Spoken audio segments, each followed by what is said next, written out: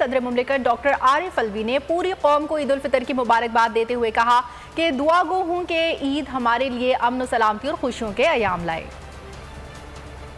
ہمیں اللہ کے راستے اور سنت رسول صلی اللہ علیہ وسلم پر چلنے کی ضرورت ہے۔ اللہ تعالیٰ ہمیں معاف کرنے اور بخشش دینے کا حکم دیتا ہے۔ آج ہم لوگوں کو معاف کرنے کو تیار نہیں۔ انہوں نے مزید کہا کہ اس وقت پاکستان کو مشکل سیاسی اور اقتصادی حالات کا سامنا ہے۔ ملک کو سیاسی اور معاشی استحکام کی جانب لے جانے کے لیے اپنا کردار ادا کرے۔ وزیر اعظم شہباز شریف نے عید کے موقع پر قوم کے نام پیغام میں کہا کہ دعا ہے یہ مبارک گھڑی ہماری زندگی میں ڈھیروں خوشیاں لائے۔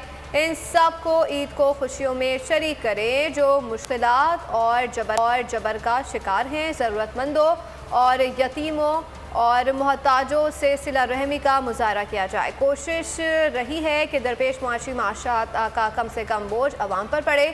عوام کو ریلیف پہنچانے کے لیے ہر ممکن جدوجہد کر رہے ہیں۔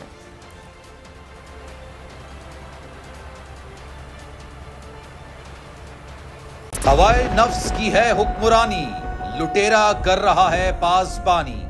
بول نیوز کے مارکیٹنگ ہیڈ آکاش رام تاحال لاپتہ، تفتیشی ادارے جواب دینے سے قاصر۔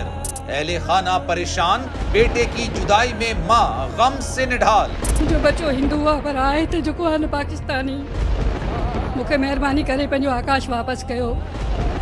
حکومت سے بے قصور اور محب وطن بیٹے کی بازیابی کے لیے فریاد۔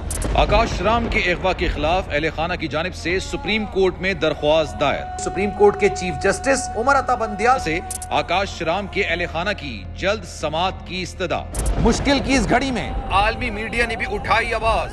CNN، آج تک، انڈیا ٹوڈے، ٹائمز ناؤ سمیت عالمی میڈیا نے آکاش رام کے اغوا کے خلاف دیا بول کا ساتھ۔ اف کیا ظلم ہے، بول انصاف کا منتظر۔ سبسکرائب کریں اور بیل دبائیں تاکہ کوئی خبر رہ نہ جائے۔